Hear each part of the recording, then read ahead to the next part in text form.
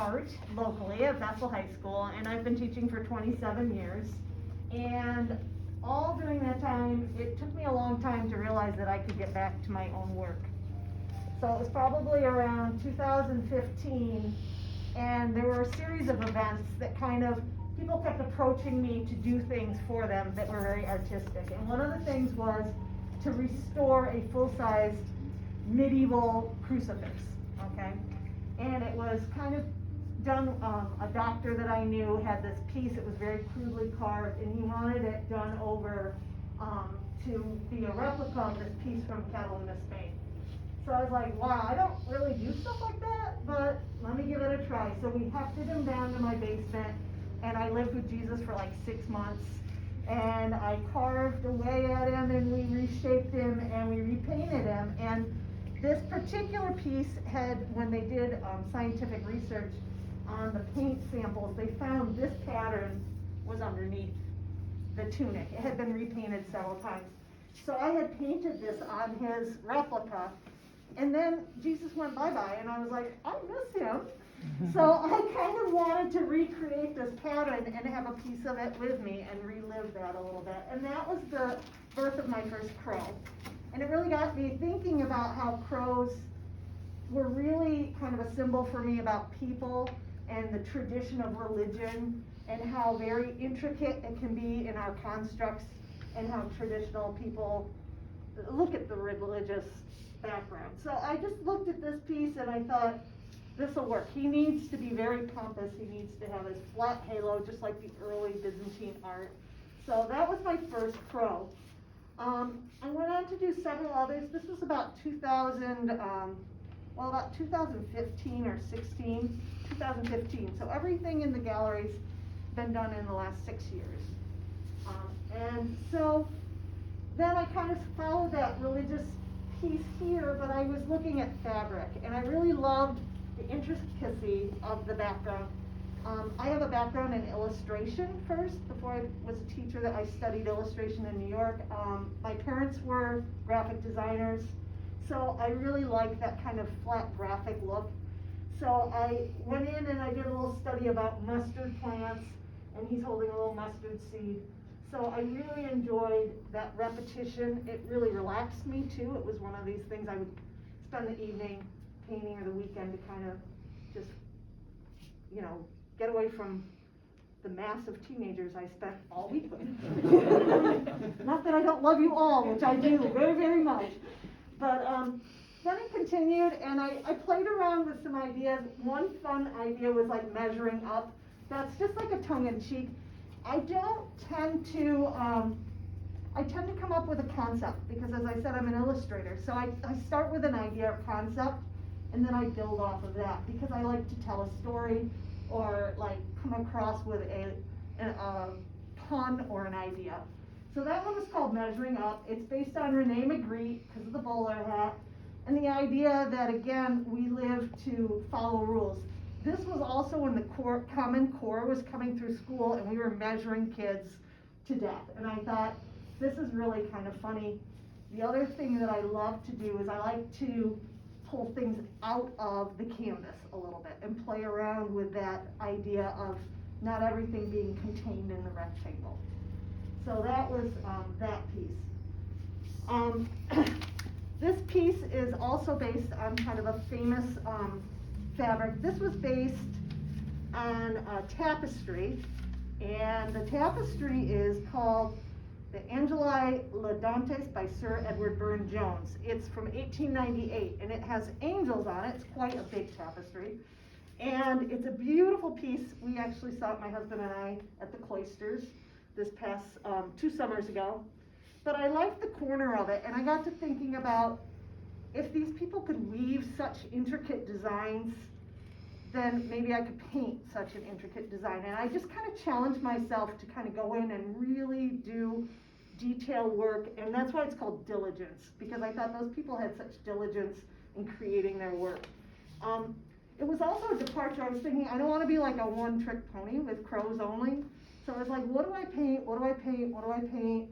So I was getting out of the car one day, and there in front of my door, laying on the ground, was a Cecropia moth. And I was like, oh, when I was younger, as a child, I would always chase butterflies and moths, and I don't like to admit it, but I would hunt them down, and I had a little collection as a kid. It was the thing to do back then, and you know, the pins and everything. I don't want to go into that. It's a more gruesome part of my history I don't want to talk about. But this is kind of, the butterflies tend to be a nod to the past, and sort of the crows are more of the personalities of people present day. So this one is the Tiger Swallowtail, and I used to chase this one. He was very, very flitty, and I was laughing because the background I paired it with is the dress pattern I was wearing when I met my husband. So I felt kind of like a tigress, you know, like you're in college and you're like, hey. So, you know, he proposed 3 weeks later, and there you go. So that's kind of my piece. It's called Winged Attraction. Moving down a little bit, this was a piece that combined the two. I just had an image that I wanted that fantastical feel to it. I loved the format of the canvas, and I just wanted to do something that had a real light feel to it. So this is my daughter's painting, so she wanted me to make sure that everybody understood that it's not for sale. Moving down, this particular piece was inspired by that little piece of paper. It fell out of a drawer in my studio, and it said, "Spin the hand by a quick stroke of the finger." And I thought, oh, crows don't have fingers, so what are they gonna do? And I just thought it was funny. Like, I don't know why it just struck me as funny that this crow is trying to play the game, but he doesn't have the finger to play the game. And I just thought that was kind of an interesting play of words. So the last two, again, are playing heavily with pattern. The Ukrainian style eggs are sold, or Polish style eggs are sold at my church every year. They're wooden and highly painted, and I buy them every year, and I have tons of them, and I go in, I'm like, no, I don't need any more. And then I'm like, but oh, this one's nice, and this one, and I am a total crow about it because I have to have the shiny, pretty things, and I buy them and buy them. So now I have a huge collection of them, and I thought, wow, the black swallowtail really looks like a painted egg itself. So I just paired the two together. The last is a little bit about nighttime and that feeling. As I said, some of the moths and butterflies really refer to past events. And I remember living on a dirt road. We lived with very few people around when I was a little girl, and I had the end bedroom that faced the road, and my parents would go out, and I would stay up all night long, and you would know when they were coming home when you would see the window lights come up the drive, and you would wait and wait for that light to hit the side of the wall, and that was that feeling of it just kind of pouring over my bed and being like, oh, I could go to sleep now. You know, so that's a real comfort kind of feel to me. So, and that idea of nighttime and softness. So these were all created before like 2017, 2019. Big event happened to me in 2019, and the pieces behind here started a whole other connection with my crows. And in 2019, I decided, in my usual self, I went spring break, and I was like, oh, gotta get a dental appointment, click. Oh, I gotta take the cat to get its shots, click. Oh, I gotta get a mammogram, click. You know, I went through my spring break list. So I went to my mammogram, and I just kind of went to anywhere that could give me an appointment that was very, like, convenient.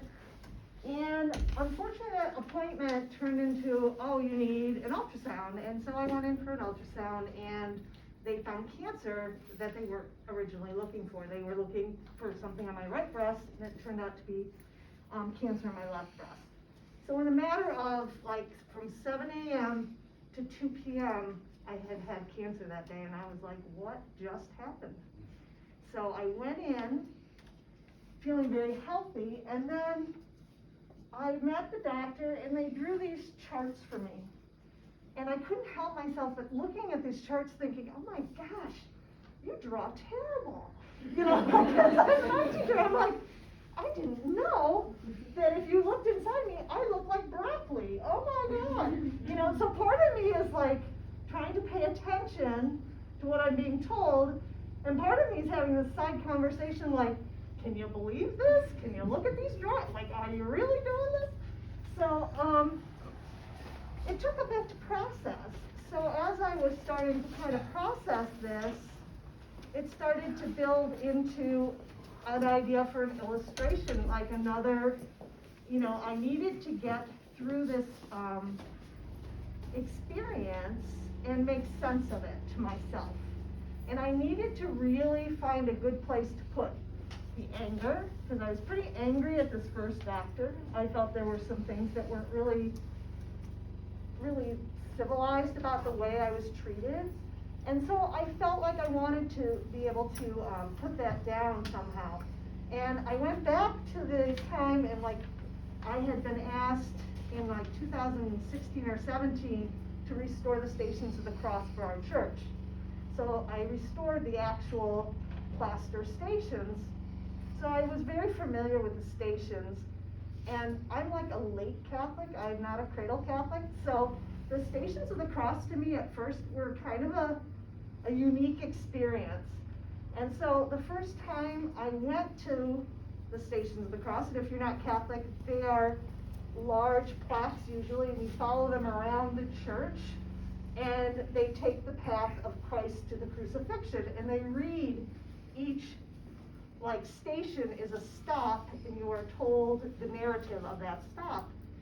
And I would come out of there needing like an antihistamine. I would be bawling. Like my husband to this day can't take me to the stations without me just like, I'm like visibly sobbing, you know? And I look around and I think, wow, everybody else can hold it in, but me, you know, I really take it in.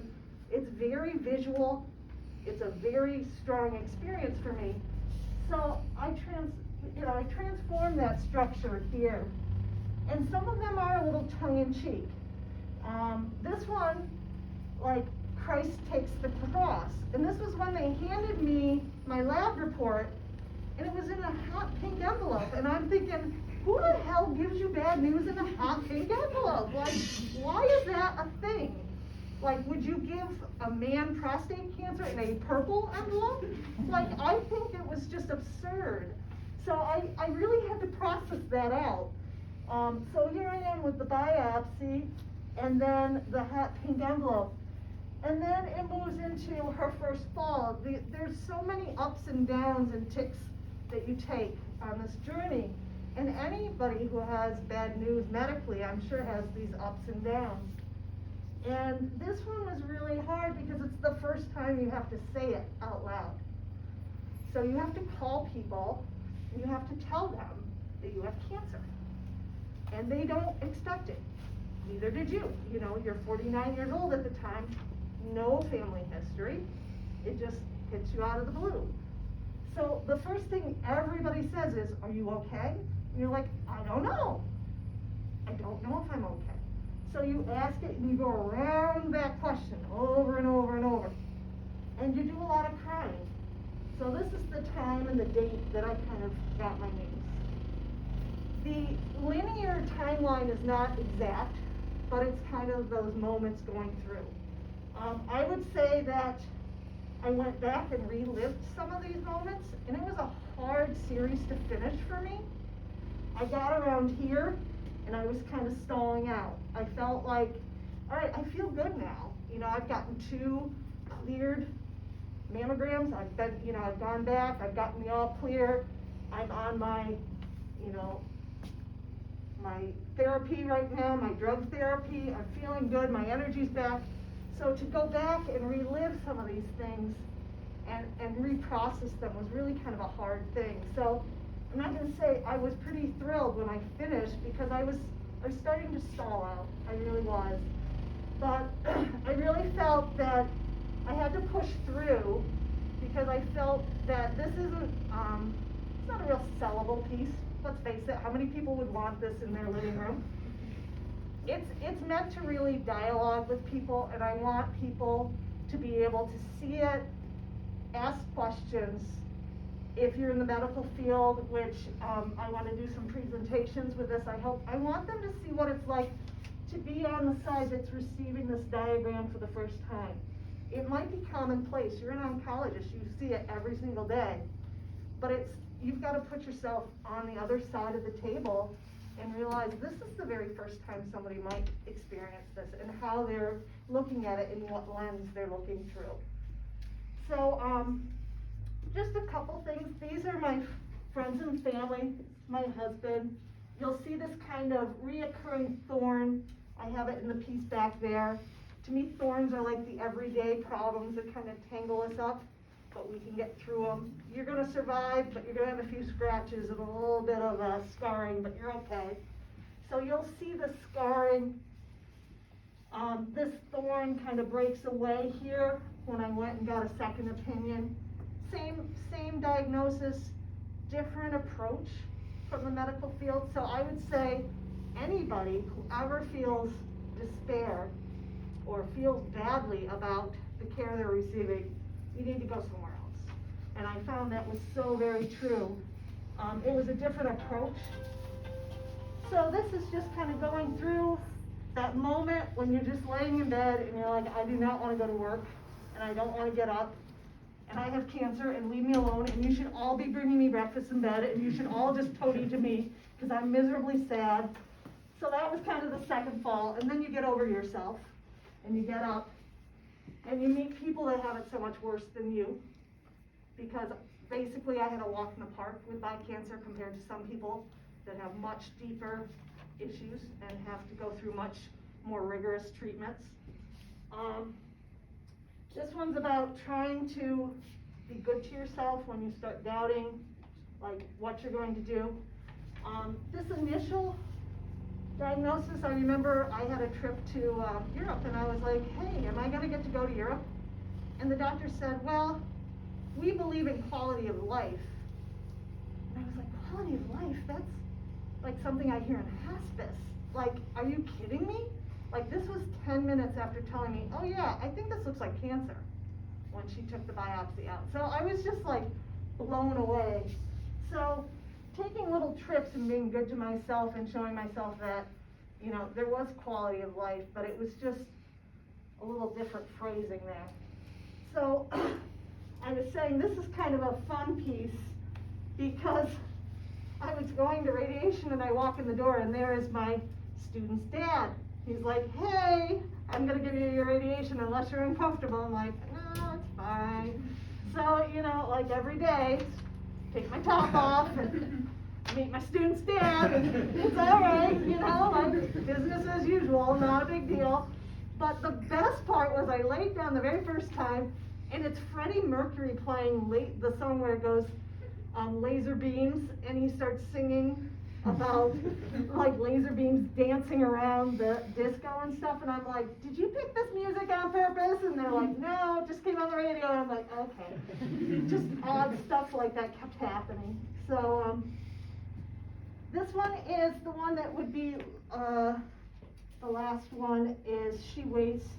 So Jesus leaves the tomb, and I don't know if I'm resurrected yet. I won't know for some time. So that's what this one's about. It's just kind of, is it 5 years I wait? Now they're saying you need to take your medication for 10 years. Is it 10 years I wait? So you've always got that. You feel great. You go about your business, but you're always wondering, you know? So those are my pieces, and I am so excited to see everybody here. This is all you people right here, because a lot of you did call me and were very supportive through the whole thing. So I wanted to thank you. All right, thank you for coming out tonight.